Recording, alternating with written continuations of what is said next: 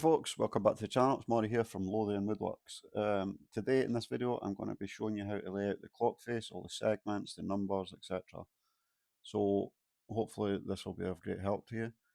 I'm not going to show you the design so much. I will speed through that, but it's more about learning how to lay out those clock faces.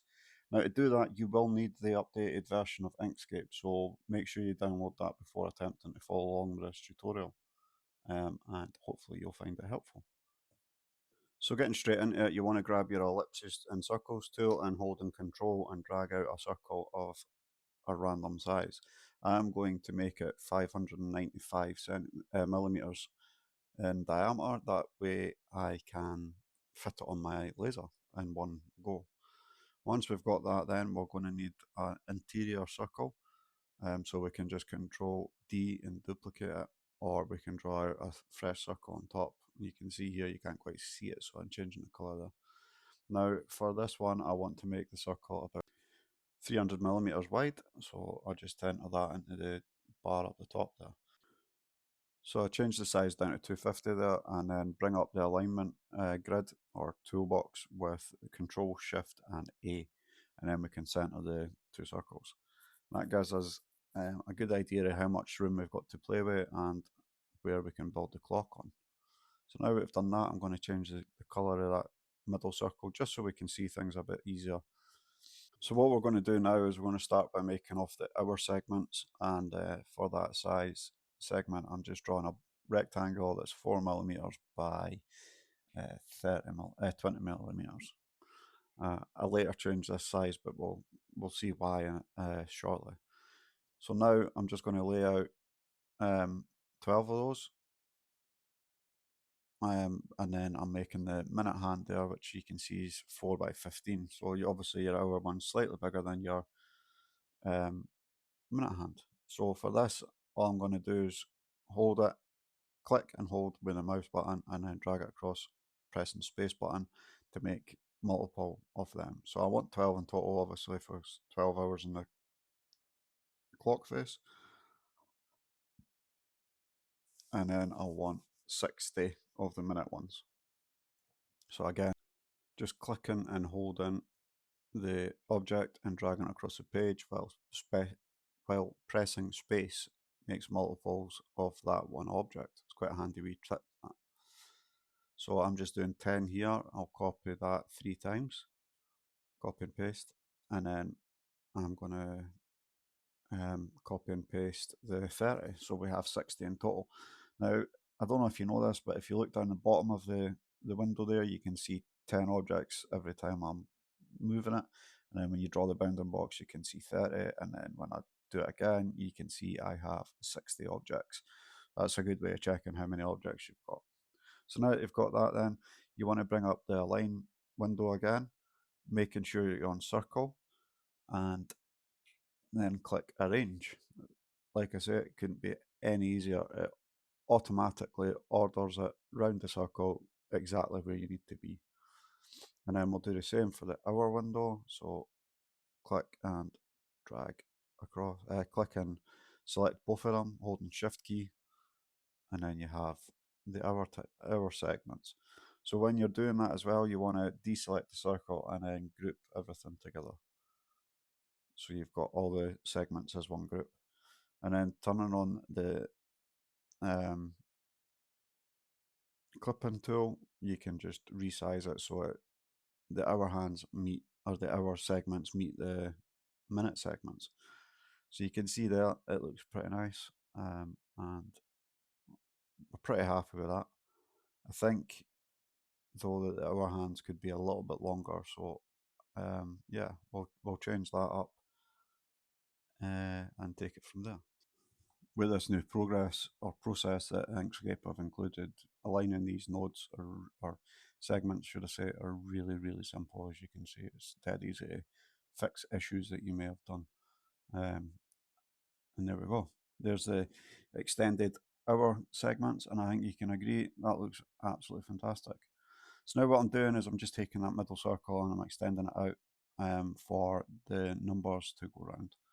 So it's just a case of wherever you're happy with, and then lining it up with that basically. So obviously you need 1 to 12. So we'll type out 1 to 12. Apologies for it being so small. I do zoom in a second. And this works with any font as well, so you can pick out your own fonts. Half the time I was designing this, I was referring back to the wife because this is for our kitchen and I want her to be happy with it. So we picked this font, it's quite nice. And yeah, you see me dragging it into place there just to see how it looks. So now what we want to do is we'll go down split path, and then that makes each of the numbers individual numbers, and then we obviously need to make 10, 11 and 12 um, their own path, so we just go in and press union on those. So I use the shortcuts a lot, so that would be control and plus. So once you've got that, you can see I've got the 10 numbers all lined up perfectly. Now the next part, what you need to do is you need to order them so that they go around the clock perfectly. So I'm showing you how it would be if you didn't do this. So you can see it starts 12 at the 3 o'clock position. So that is because when you double click on the circle, you see that little circle here. That's the starting position essentially. So you want to move that round to the 1 o'clock position, and you just rotate the circle. It's dead easy. Pressing control at the same time as rotating makes it stay in position, and like on the axis, it makes it stay in position. So it's dead easy just to rotate it around until you see where it is. Couple of trials and errors just to double check, and now there we have it. The starting position's in the 1 o'clock. So now, as I say, if you were just to press arrange now, it still show 12, 11, 10, 9, 8, 7, because we've not ordered the numbers. So in order to order the numbers, we have to press each number individually, and then press the raise to top button at the top there, you can see. And this just means that when we press the arrange button on the right hand panel there for in the line panel, that the numbers are going to go in the right order and in the right places that we want them. So once we've finished that, we just hit the arrange tool once we've selected the circle, and you can see that everything's bang on where it should be. Super simple, super easy, and I'm so glad that this has been changed in the recent update for Inkscape. So now I'm just dragging that out just to make sure that the numbers are far enough away from the segments that they're readable, but not too far away that it looks ridiculous. So now what I want to do is put in the minutes, so 5, 10, 15, 20, etc. And I'm just going to drag that reference circle down, and again, we'll speed through this part, but it's like the same process, 5, 10, 15, type it out, and then individually section all the numbers, and again, making sure that the circle's still in the starting position of that 1 o'clock. We can hit the arrange button, and so obviously I know not all clocks have these minutes segments written on them, but if you've got a young family or designing this for a young family, it's quite a good addition to help them learn how to read the time, basically. So I'm just moving them again, scaling them up a bit just so they sit nicer on the clock face itself. And then that's basically the simplest and easiest way to make a clock face in Inkscape. It honestly couldn't be easier. I've been putting it off for a while, and then I came across this functionality and had a play around with it, and yeah, job's a good one. So that's the center reference circle. I just minimized it so we've got the center of the clock, so we know where the clock mechanism can go through. So yeah, hopefully this part of the tutorial has been dead easy and dead simple for you, and easy to follow along, and it's been what you're looking for basically. So now what I'm going to do is I'm just going to speed through the design process, and this took a while because like I said earlier, I was designing this clock for the kitchen, so I wanted my wife's take on it and see how she thought. I was going to go for this initial font, but I didn't really like it much, so we changed it to this, and then later on in the video I edit the T's so they're all one piece. So the design concept for this clock is that I'm going to have an outer frame with the words and the different graphics, like the cups and stuff. They're all going to be floating, so I need to make sure that it's all tied in together, and that's what I'm doing here. You can see I'm just tying that saucer into the cup and then just placing it where I think it looks good. And then now I'm just going to make the frame, and it's a dead easy process. If you're used to Inkscape, you'll know exactly how I'm doing this, basically. I thought adding this wee hourglass with a heartbeat and a sort of heartbeat in it with the time dripping through was quite a nice addition. So to make things easier, what I'm going to do is separate the clock from the actual detail and the design, and then import it into Lightburn. So here I'm just separating the clock numbers and segments from the cutout bit, just so they can be engraved prior to the job.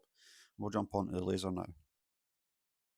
Hey folks, now that we're on the laser, so what I've done is I've aligned out the magnets underneath, and I've also aligned them on the top, so there's a little gap in between the honeycomb bed and the actual wood. And basically what I've did is use a camera that's built into Aeon's Mira 9S and lined it up with the blank spaces within the design, so I'm not going to get any issues with that. So we'll fire in, I'll cut it through, and then we can have a look at it after.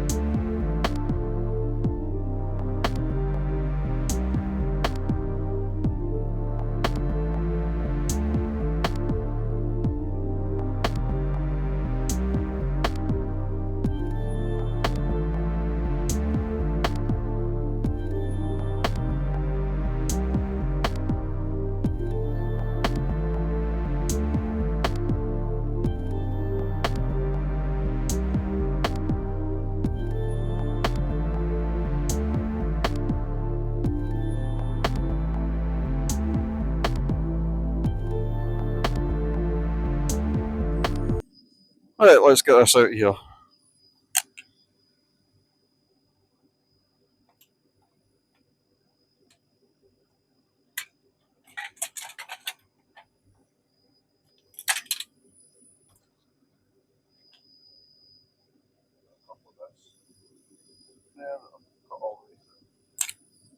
So there's obviously some inconsistencies in this wood, so there's a few bits there that I've not got all the way through, which I can sort. It's not a problem.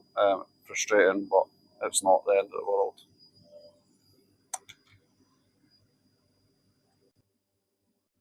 Basically, what I'm doing is I'm just taking my knife and I'm cutting the backs where I can see that it's not cut all the way through. Some are slightly easier than others to do. So for the letter here, that's going to be quite difficult. So what I tend to do is I score from here to here, because I know that's the last point that is cut successfully. And it gives it a breakaway point, and then I can trim other parts. You do have to be careful, so snap that section out,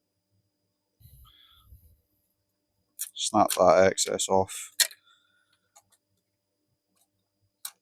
Same here, probably score this wee bit, so I'll put a bit of wood under between just so I don't damage anything.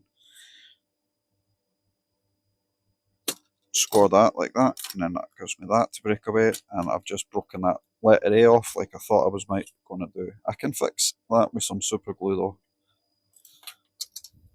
Because this is for me in my house, I'm not going to recut everything.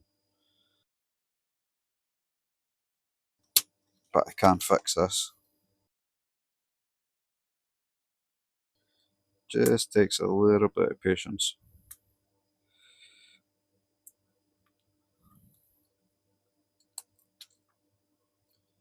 So see, I've scored that and it's came out, I can just then trim the excess off with my knife. I'm kind of frustrated that I did break that, but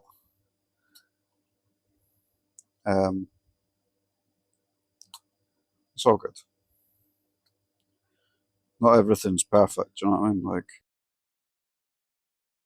we don't live in a perfect world. Mistakes do happen. But as I said, this isn't a client's project. This is something for my house, so I can get away with repairing this letter A. And it also shows that the design maybe wasn't quite strong enough for that letter where it was joined up. But it's a fairly clean break, so I can glue that.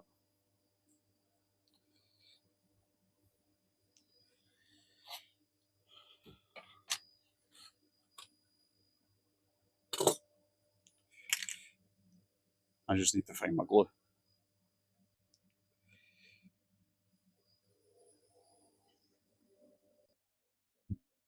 Right, so I've got my glue, and I'm just going to carefully put some glue in here.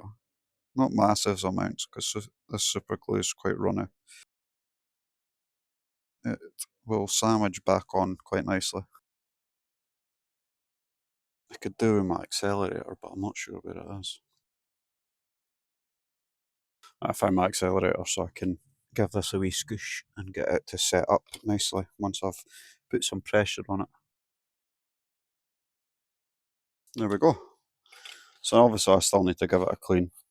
Fit the clock, which I don't actually know where my clock sets have gone.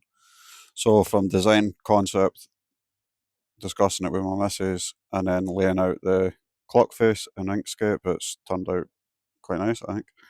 What I think it might benefit from, and I might end up doing in the future, is putting a back on the whole thing, so like a solid sheet behind it all, and then painting that whatever colour my wife would like. Probably the same colour as we're painting the walls, but we'll see. But yeah, making the clock faces now in Inkscape is really easy. Hopefully you found this really helpful and you can now start making your own clocks. Let me know what you think in the comments below, and if you've liked this video, please do thumbs up it and consider subscribing to the channel. It really helps everything out. Thanks. Thanks for watching, guys.